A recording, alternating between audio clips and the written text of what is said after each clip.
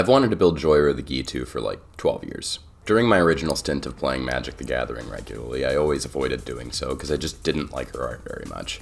I think it's because it reminds me of this post where some guy talks about a cartoon duck. The specific flavor of smirk just really rubs me the wrong way for some reason. Granted, the post was from several years later, but whatever. Landian retrocausality kept me from building jhoira. This post reached back through time, crawled into my adolescent brain, and kept me off of this card. Anyways, I learned there's another art for her a few months back when I did a mystery booster draft at my LGS and opened the alt art, which it turns out I like significantly more. I told all my friends there I was going to build her, and then stuffed her in the back of my binder for a few weeks while the deck list simmered in the back of my mind. This is how I build decks for the most part. Find a short list of commanders I'm interested in, and then just stew on them, pondering game plans and meditating on their essence.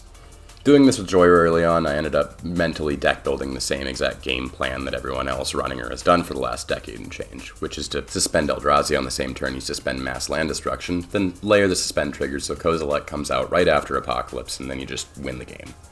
I think this is really boring, so every time I came to a game plan that was even close to this, I would just scrap it and start again. And I started to really wonder if it was even possible to build her in a way that takes advantage of her ability that wasn't also extremely boring. I pulled her from her plastic prison and stared at her for a few minutes, at which point I realized I had missed a terrible, obvious detail.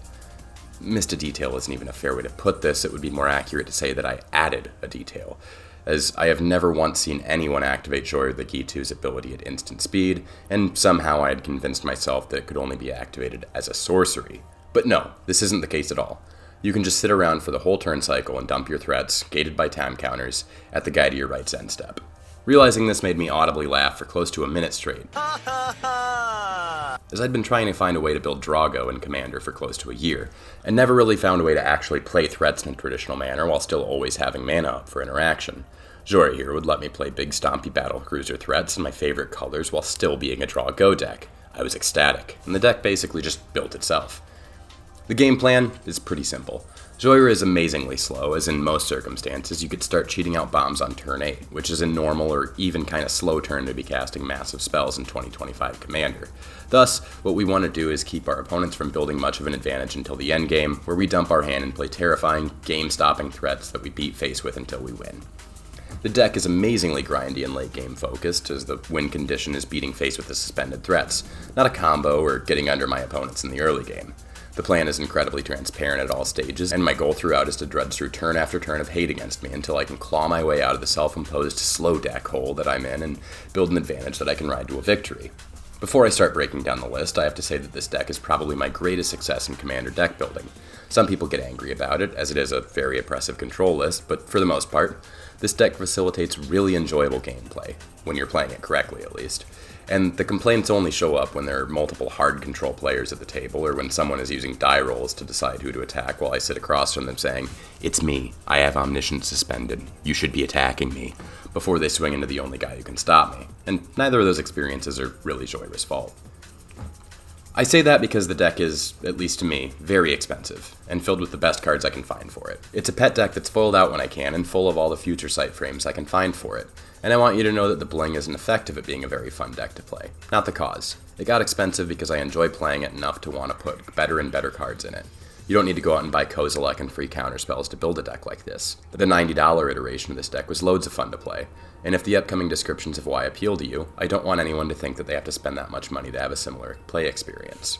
Anyways, on to the list. As per the aforementioned game plan, we have bombs here, about 20 of them.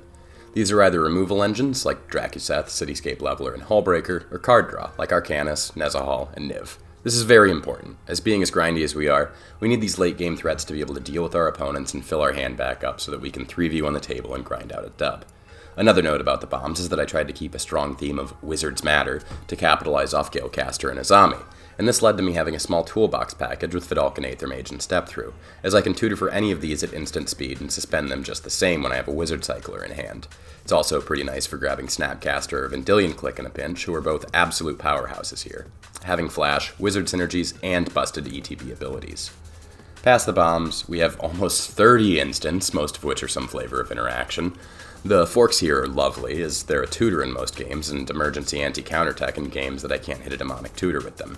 Mission briefing is criminally underrated, and mostly just acts as a second copy of Snapcaster Mage that also surveils too. Why don't people play this more? We have a few instant and sorcery tutors that we almost always want to grab a mass bounce spell with, especially Aetherize or Aether Spouts. Reason for this is that we don't always have much to defend ourselves in the early game other than the sort of deterrence that an Aetherize provides. Nobody's going to full swing on you with this in hand, so it helps you avoid dying before you actually get to do anything. And of course we have Clock Spinning and Fury Charm, which are cool for lowering our turn count to cheat out bombs, but they're even cooler for functionally giving them flash, because you can pop off the last counter on an opponent's turn at instant speed.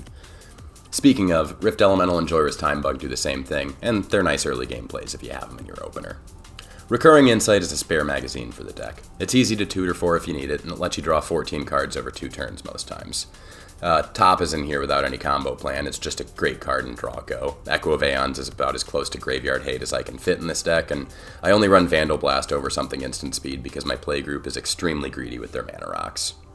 Sphinx of the Second Sun and Shadow of the Second Sun are great, as they let me tap out for all my threats on my turn and still leave mana up for interaction on my opponents, so it's giving me an extra upkeep if I'm still suspending threats on top of all this. Also Pseudo-Vigilance. These cards are just really good. I'd highly recommend playing them if you ever get the chance.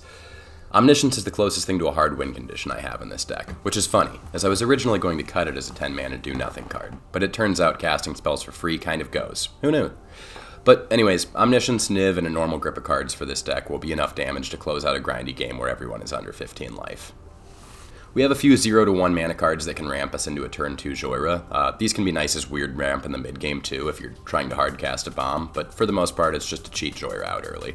I was on Rite of Flame and some other ritual type card before, but these are completely dead draws if you don't hit them very early. Venser's Journal and Soul Conduit are in here as sustain cards, as I'll often end up at 5 or 6 life by the time I have solid board control, and that's a really sketchy spot to be in. Venser's Journal is obviously the better of the two, but Soul Conduit is hilarious enough against life gain decks that I don't have the heart to cut it. The curve here looks a little odd. It's the only deck I play regularly that has cards in it that cost more than 5 mana, and due to the cheaty game plan, I actually have quite a few of them. It works out pretty well though, and that's really all I can say about it, as the unique casting methods and large amounts of filtering the deck has make it functionally immune to mathematical analysis on its curve or its mana base. And speaking of the mana base, we're running just about every untapped duel we can without having to tank my credit score. Reason being, I need a lot of access to my colors due to the amount of utility lands I'm running. The card draw utility lands are great here, as they're repeatable instant speed mana dumps that let me draw cards, which is basically just a short list of everything this deck wants to do. So, that's the deck. You might be sitting there wondering how this could possibly create a fun game. After all, I'm running almost as much interaction as I am lands, and on first glance this just seems like some shitty meme counterspell tribal deck. Well, actually the thing is, in the past few years I've gotten really interested in professional wrestling. I've never actually watched a professional wrestling event from front to back, and I couldn't tell you much about any of the wrestlers performing in popular promotions right now. But as someone who loves combat sports and unique mediums for storytelling, pro wrestling sits alone as something that just fascinates me on a primal level. They take live combat, the form of competition that every other competition is an abstraction of, and they simulate it, doing everything they can to make it as entertaining as possible for an audience that's both live and in attendance, as well as watching across the globe. It seems like an impossible task to have 2 athletes make an hour of simulated combat into an event that is both technically and narratively impressive on its own rights, and have it fit into a larger story outside of this. It's exhausting to fight for 5 minutes, let alone the amount of time pro wrestlers spend in the ring. The whole thing is just insane to me. Combat sports in general can be fun to watch, but the problem with them is that the most effective way to win a fight is not often the most entertaining. For every riveting fight where both parties are firing on all cylinders and having well-matched back and forths in their respective styles, there's at least one fight that ends by knockout in the first few moments, and one fight that's just a guy slowly wrestling another into submission. Neither of which are that entertaining. Pro wrestling doesn't do this. Pro wrestling has acts within its fights that mirror any other scripted event. Pro wrestling makes the platonic ideal of spectator combat real. The way pro wrestling has done this historically is to have, like any other dramatic medium, a protagonist and an antagonist. In industry jargon, this is a face and a heel respectively. A face is loved by the crowd. They cheer him on. They want to see him win. Whereas a heel plays a character specifically designed to piss the crowd off. The heel will fight dirty, insult the audience, generally just be an unpleasant asshole and all around make himself as unpleasant as possible for the people watching. Like any good villain, a heel in the highest echelons of wrestlers needs to have something that makes him formidable, be it his skill, his ability to cheat, or some other story-related beat that makes him a challenge for the hero to overcome. He needs to be challenging. There needs to be moments within the fight that makes it seem like the hero is going to lose, like all hope is lost. There needs to be tension. If it isn't obvious by this point, Magic the Gathering is to combat sports as Commander is to pro wrestling, and by extension of this, my jhoira of the Gitu deck is a superbly good heel.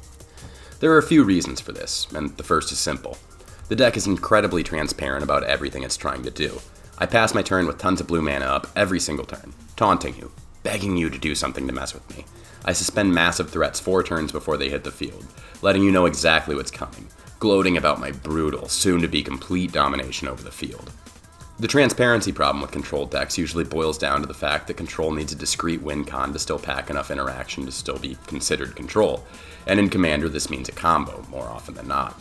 jhoira gets around this by having a significant portion of its interaction be fat, evasive creatures that can swing for big damage in the late game.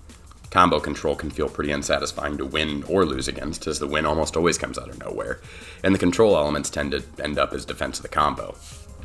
The grindiness is part of what makes the deck so transparent, and what makes the deck fun to pilot and play against. The grindy game plan lends itself to finding answers to answers and using your own limited resources to defend long-term assets, not to just finding combo pieces and defending them with some counterspells.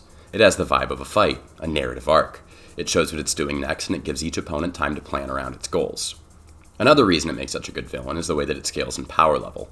The deck is incredibly slow for how strong it can be, and has the early game interaction to back up its pace.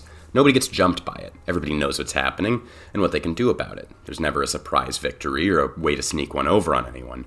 If the decks I'm playing against are at a lower power level, I rapidly become the archenemy, and the power level balances as it turns from a free-for-all game into a 3v1. No other deck I've played has such a consistently normal win rate. Like, no matter the power level of the pod I'm playing in, aside from CEDH, but I don't really play CEDH, I win about 1 in 4 games. Low power pods gang up on me, and high power pods deal with me exactly as much as they have to, while dealing with everyone else's equally terrifying nonsense. In those lower power pods, where it can function as the villain, it does so in a way that creates engaging archenemy gameplay. Everyone else gets to feel like they're teaming up to handle a threat, and I get to 3v1 the table until I either grind out a victory or get stopped, both of which are really fun options to me. A third reason it makes a good heel is that I am a good control player. I'm not trying to brag when I say that, but most of the people running a lot of interaction tend to see using the interaction as the point of the deck, which is literally the opposite of the case. Especially in a 4-player format like this, each piece of interaction that you have is a precious resource. Spending it without absolutely needing to is throwing the game away. Playing control intelligently means only getting rid of combo pieces, immediate threats, and value engines. The thing about this is that nobody really gets mad at you for doing it. It should be expected that you'll Pongify Xara in response to a Freed from the Real, or Aetherize when the token player swings at you with the team, or Counterspell when someone tries to drop a Rhystic Study. Playing control like this feels a lot more fair than the way most people play control, which is to immediately get rid of the most threatening thing on the board once they draw into a card that can get rid of something. And this sense of fairness makes players perceive you in a way that actually seems villainous instead of just annoying. I'll talk about this more in detail in its own video, as I don't think the play patterns of Control and Commander get enough attention on this platform. And the final reason it makes a great villain is the time economy of the deck, which I will never shut up about. This deck wastes 0 time. Most turns I draw, play a land, and pass. Sometimes things will come in on my upkeep, and sometimes I'll attack. But in general, the deck takes sub 15-second turns every turn, and maybe spends another 30 seconds throughout the turn cycle casting instants or activating abilities. Nothing in this deck requires any meaningful tracking. There aren't any damage doublers or weird multiple stage triggered abilities. It's very easy to figure out what's happening and what your board state is doing. You spend very little time actually taking game actions and still manage to be extremely threatening. This ties into the last point about feeling villainous instead of annoying. I spend very little time making the problem while everyone else gets to spend time solving it. Nobody enjoys it when the archenemy is taking as much time with their game actions as the other 3 players combined. It just feels like a pub stomp, which is annoying. So, why be a villain in the first place? I think it's simple enough. I spoke in my last video about hating value pile midrange, and that is, by most metrics, the safest and most normal kind of commander deck that someone can play. If you want a game that isn't a value pile fidget toy race, you have to bring something that interrupts that game plan, and gets other people to interact with the game in a novel way. In other words, you need to be a villain. And what I mean by that is you need to be a heel. Interrupting the fidget toy race with a combo finish or a stacks lock is just gonna piss everyone off, but doing so in a way that gives everyone an opportunity to deal with it and gives the game a narrative, it makes you an obstacle. It makes the game a competition, a challenge. You gotta do it with panache. No good villain pulls a gun on the hero. You need some sort of death laser or acid magnet. It's gotta be interesting. Should I ready the extinguishers? Please. He only uses fire and lasers at night. I got my money on acid or a magnet kind of thing. Ready the acid magnet! Heels in pro wrestling aren't bad people. They're people who understand the necessity of an antagonistic force in any story. They play the role of the bad guy so that the stories they're involved in can be more interesting to more people. You can be a villain in the narrative of your games without being a bad person, and most people will appreciate you for this. The back and forth struggle it makes for interesting games, and understanding how you can facilitate this in a way that's fun for you and fun for others leads to more enjoyable and more memorable games. Embracing this sort of mindset can lead to having a lot more enjoyable games at Commander, especially if you're the type of player who wants to break out of the dirtily mid-range pile Commander matches. It gives you a way to challenge the dirtle status quo without being too much of an actual asshole. The rules in storytelling say we need an antagonistic force, something that challenges the status quo and gets everyone actively participating in the story. The same applies to Commander, and the best way to do this that I've found is playing decks like this. A pattern that I see a lot is people getting frustrated with higher powered decks in their pods and responding to this by trying to build the most unfun deck possible to teach the higher power player a lesson. It's doing it all for the wrong reasons and taking what could be an interesting addition to their pods and turning it into an unfun slog of a deck that gives the archetype of control a terrible name. This is self-evidently silly. If you aren't trying to have fun and facilitate others having fun, why are you even playing the game? Why not try to build decks that do the things that you want to do in Magic the Gathering while still adding to everyone's experience? Largely speaking, the only thing that deck building like this accomplishes is making everyone you play with angry at you and causing at least some of them to do the exact same thing, bringing even more decks that are literally only constructed as objects of malice into your pods. This isn't a good way to have fun, and this doesn't make the people you play with want to play with you, and this doesn't make the games you play any more interesting. It just makes your game night into a stressful environment where everyone is constantly trying to teach everyone else a lesson. The heel in pro wrestling isn't in it to make people angry, he's in it to play his role and make the show one that's worth watching. It's a great model to follow as someone playing the sorts of dark guards archetypes that piss people off. A villain who's in it for the love of the game. You can build decks that are brutal and oppressive and still try and find ways to make them fun for everyone involved. The act of villainy can be additive instead of purely destructive. Your goal in being a villain can be to deepen the narratives of your games instead of just ruining people's days. You can take a sense of professionalism into this, being a good villain, a skilled villain, the type of villain that makes a story good. Fucking Ozymandias. And finally, if at the end of the day, people are still mad at you despite your best efforts to make the game fun for both of you, fuck them. You tried your best. Howdy, post-edit here. I forgot to script an outro, so I'm just doing it in post. Thanks for watching. I hope you enjoyed. I made a Discord server where we can talk about Magic and I can farm ideas for future videos, so go ahead and join that if it seems like something that would interest you. Should be a link in the description for it. Anyways, if you liked the video, feel free to like, comment, or subscribe. I'd really appreciate it. Thanks!